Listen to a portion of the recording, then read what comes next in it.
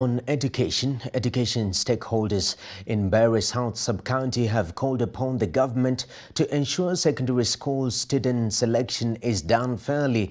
The teachers and parents who spoke to journalists have criticized the criteria and process applied in the selection and placement exercise, terming it unfair and demoralizing to both hardworking students and dedicated teachers.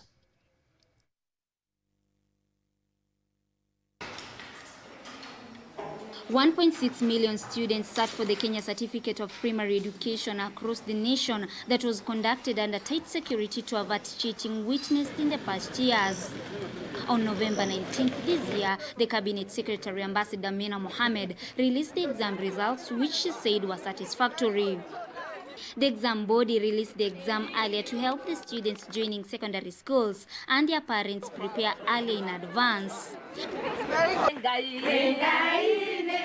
Parents from Mbeere in Embu County, led by Irene Mokami, a farmer whose daughter scored 409 marks, say each student performance was as a result of their hard work and that each one of them ought to join their preferred schools as per their marks. No child is private. I would advise the government to consider all the pupils same way, because this is the work of the pupils themselves, just like they are doing in the other sector, the public sector.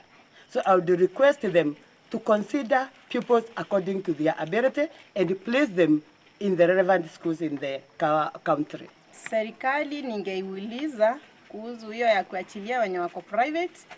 These are all children na wanapaswa kuwa tuseme wasichague wenye wako public, juu hata wenye wako private atusemi ati nifanye tuko na pesa sana ndio tuwapeleke private.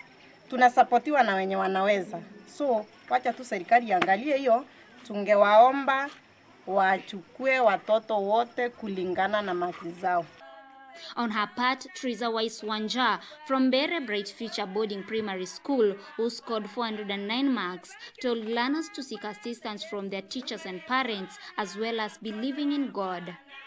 I was not waiting for this because I had found a challenge in all of the subjects, but because of God, I managed in it.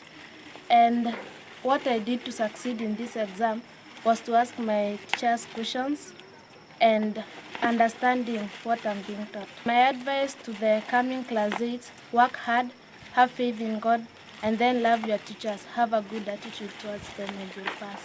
In the past years, students from public schools who performed well were accorded to join best secondary schools in the country. Teachers and parents are now calling on the government and education stakeholders to give both students from public and private schools fair chances. KUTV.